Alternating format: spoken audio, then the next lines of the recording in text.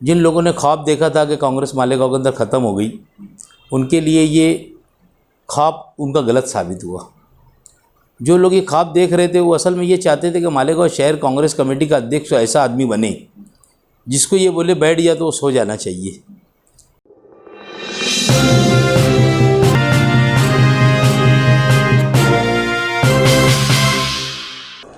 मालेगांव शहर के तमाम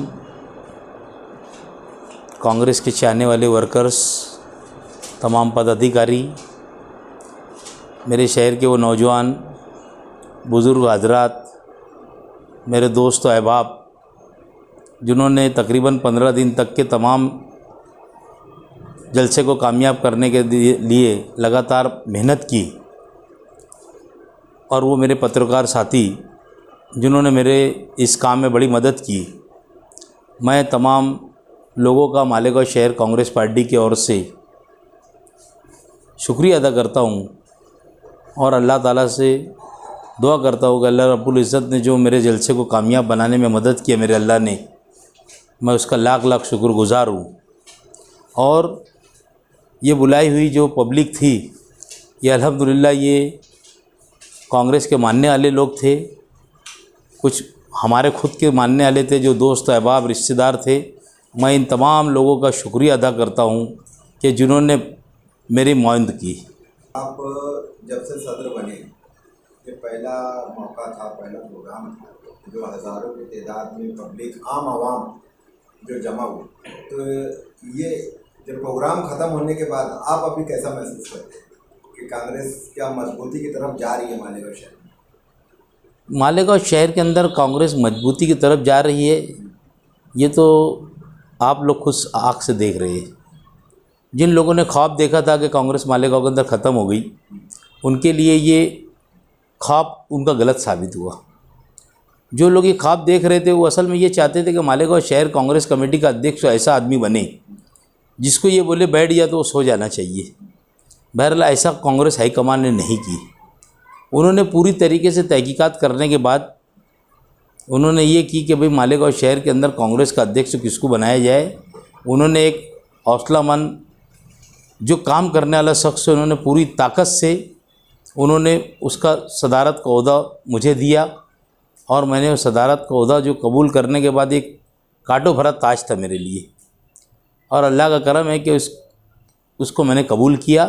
और आप देख रहे हैं मालेगांव शहर के अंदर कांग्रेस पार्टी की हालत, और उसके साथ साथ पूरे इंडिया के अंदर कांग्रेस दोबारा वापसी हो रही है।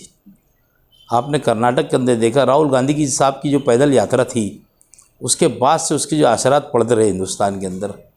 अवाम अगर कल इलेक्शन हो जाएगा, चाहे मध्य प्रदेश का हो, चाहे महाराष्ट्र का हो, चाहे छत्तीसगढ़ का हो, या लोकसभा का इलेक्शन हो जाओ, आप रिज़ल्ट देखेंगे तो इतना बेहतरीन रिज़ल्ट आएगा, क्योंकि यहाँ की आवाम परेशान हो चुकी है इंडिया की।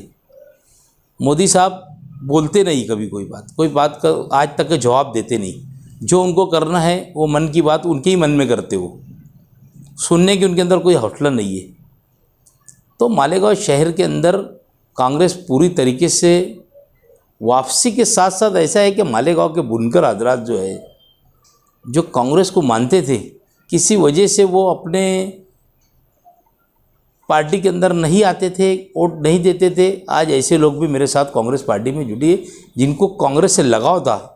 ये शहर पुराना कांग्रेसी था, शब्बीर सेठ का डैम हो जाने दो, ठीक है। निहाल साहब का एक अलग बात थी कि वो चुन के आते थे उनकी कलाकारी के ऊपर। बहरहाल 51% जो है वो कांग्रेस को मानने वाले लोग थे, वो उनकी कलाकारी के ऊपर चुन के आए थे, तो बात अलग थी। आयशा आपा का दौर देखा जाए, ये सारे चीज़ अगर देखा जाए तो कांग्रेस को एक अच्छी तरीके से मालेगांव शहर के अंदर लोगों ने वोट दिया। जब से बुनकर ऐसे लोगों के हाथ में पार्टी थी कि यहाँ का बुनकर जो है वो परेशान है, क्योंकि यहाँ बुनकरों से बदला लिया जाता था। जो लोग कांग्रेस संभालते थे बुनकरों से बदला लेते थे, इसके लिए यहाँ के बुनकर ने किनारा कशी कर लिया। आज भी उनके साथ वही किया जा रहा है। एक मखसूस पार्टी के लोगों का वहाँ पर पावर हाउस के अंदर लोग काम करते, उनके लोगों को भेजते और रेड कराते, और यहाँ के बुनकरों को परेशान किया जा रहा है। और यहाँ की जो लीडरशिप है, इनका कोई दबदबा उपदबा नहीं है। अगर ये चाहे तो पावर हाउस के अंदर जो जुल्म और ज़्यादती चल रही है, तो ये बंद हो सकती है। बाकी इनका दबदबा कहीं से नहीं है, ये जाते और वहाँ उससे मीठी मीठी बातें कर लेते, वो उनको समझा देते। इनको समझते ही नहीं, तो समझा देने की बात बहुत दूर, इनको समझते ही नहीं पहली बात तो। अच्छा, अभी कल इमरान प्रतापगढ़ी साहब आए थे, तो उनका 2 दिन का शेड्यूल था। अचानक वो खबर मिली कि वो चले गए, क्या वजह रहेगी, क्यों गए? उनकी वजह यह थी कि उड़ीसा के अंदर जो है रेल का हादसा हो गया और तकरीबन अखबारी रिपोर्ट के हिसाब से 300 लोग मरे, पर मरने वालों की तादाद ज़्यादा है, हज़ारों के ऊपर लोग जख्मी हैं। एनडीए के तमाम पार्टी के नेता लोगों ने जो अपने प्रोग्राम का शेड्यूल था आज का, उन्होंने आज का प्रोग्राम शेड्यूल ख़त्म किया, यानी ख़त्म किया, और वो आज के लिए जो प्रोग्राम थे उन्होंने मुलतवी किए। उसके अंदर ये भी एक प्रोग्राम था, उन्होंने भी अपना मुलतवी किया, क्योंकि वो नेता है, मुस्लिम होने के नाते से उनके ऊपर ज़्यादा एलिगेशन होता अगर वो आज प्रोग्राम रखते। तो उन्होंने कहा कि मैं धुलिया की अभी तारीख देने आ रहे थे, एक दिन मालेगांव के अंदर ज़रूर आऊँगा, और जो भी मसले मसाइल के अंदर उन्होंने जिससे कहा कि अर्जेंसी होंगी तो उनसे आप लेटर ले लीजिए। और मुझे उन्होंने अगले महीने में फिर बुलाया है दिल्ली, नहीं यानी यही महीने में उन्होंने मुझे दिल्ली बुलाया है, और दिल्ली बुलाने के बाद उनके जो भी कामकाज की लाइन वो लगा देंगे। अच्छा, बहुत सारी तंजीमें, अदारे और लोग इंतज़ार में थे कि वो आएंगे और उनके सामने और कांग्रेस टीम के सामने वो अपनी बात रखेंगे, तो अभी वो आ नहीं पाए। तो क्या आप और आपकी टीम उन लोगों से मुलाकात करके जो वो कहना चाह रहे हैं, जो तंजीमें, वो जानने की कोशिश अभी आप लोग करने वाले हैं? हमने सुबह मुलाकात किया, जो कुल अपने मोमिन कॉन्फ्रेंस के लोगों से भी मुलाकात हुई। जमीयतुल उलमा सुलेमानी चौक के लोग से भी फ़ोन पे मेरा रब्ता हुआ, मैंने उनको सब बातें बताई कि ऐसी बात है। और स्कूलों का जो मामला है, हम लोग अटल लैब से उनको 20-20 लाख रुपया कैसे मिले, वो हमारे आज की मीटिंग के अंदर था एजेंडे में। उनसे बात करके और उनका लेटर लेके भाई को मैंने बताया था कि ऐसा ऐसा है, तो वो कैसे मिले उसके लिए हम लगातार ये नहीं करते, उनका सबका लेटर लेके और मैं फॉलोअप लेने वाला है दिल्ली के लिए। दूसरी और एक ख़ास बात है कि मैं आज नासिक में मैं और इमरान प्रतापगढ़ी साहब, वजाहत मिर्ज़ा, हम लोग सब नासिक में थे।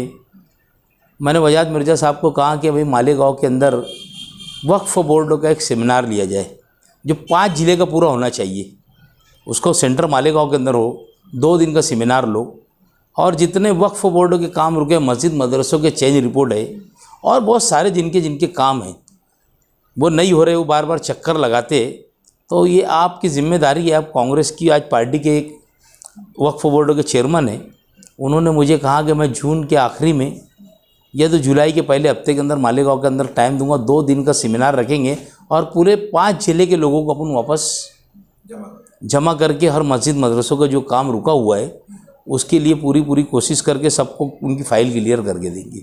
अच्छा, वो वर्कर या वो साथी जो इस प्रोग्राम को कामयाब बनाने में आपका बहुत ज़्यादा साथ दी, आगे भी इस तरीके का प्रोग्राम आएगा, क्योंकि आप एक सियासी जमात हैं, तो ऐसे वर्करों को और ऐसे साथियों को आपका क्या पैगाम है?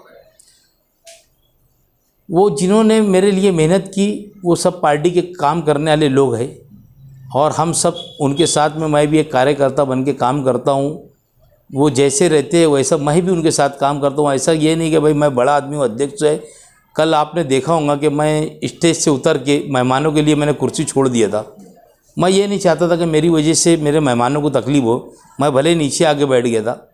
मैं ऐसा नहीं चाहता, मैं छोटा कार्यकर्ता हूँ, छोटा बन के काम करना पसंद करता हूँ। मैं अव्वलिन कोई चीज़ को अगर देता हूँ तरजीह तो उसको काम को देता हूँ। काम अच्छे तरीके से होना चाहिए, कोई चीज़ के अंदर नहीं होता है। आपने कल देखा कितना सुकून और इत्मीनान से पूरा जलसा भी हुआ, लोगों ने मुलाकात भी की। उन्होंने कल हमारे घर पे ज़ियाफ़त का प्रोग्राम था, खाना वाना खाने के बाद उन्होंने अल्हम्दुलिल्लाह बहुत, और आज तो मेरी नासिक में जब उनसे मुलाकात हुई तो उन्होंने बहुत तारीफ़ की आज प्रोग्राम की, कल की भी, और सारी चीज़ जो मैंने किया, उनकी मेहमान नवाजी वगैरह, तो उन्होंने बहुत किया। और मैं वो मेरे कल्ब अदारे तमाम लोगों का शुक्रिया अदा करता हूँ कि मैं वो लोगों ने जो मेरा साथ दिए, इंशाअल्लाह ताला वो मेरे हमेशा साना बासाना चलेंगे, ऐसी मुझे उम्मीद है। क्योंकि मैं इंसान हूँ ऐसा ही कि एक टाइम मेरे से जुड़ जाता ना, तो बहुत नामुमकिन बात है वो मेरे से दूर चले जाए।